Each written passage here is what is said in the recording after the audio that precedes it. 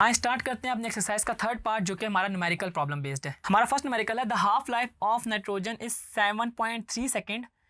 Sample of this nuclide of nitrogen is observe for 29.2 second.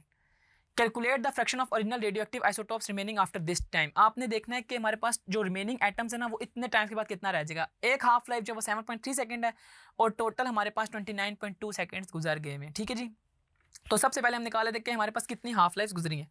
तो हमारे पास जो total time गुजरा है ना, टोटल टाइम वो है 29.2 सेकेंड का। ठीक है जी, और हमारे पास जो वन हाफ लाइफ है, एक हाफ लाइफ, वो है हमारे पास 7.3 सेकेंड की।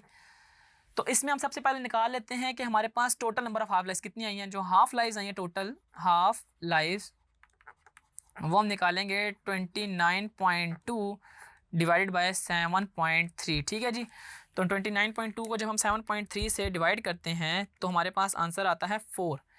कितना आता है? 4, यानी कि हमारे पास total number of half life चाहिए 4। अब आपको ये बात पता है कि हमें रिमेनिंग एटम का जो फार्मूला था वो ये था कि n equal to n naught into 1/2 की पावर n।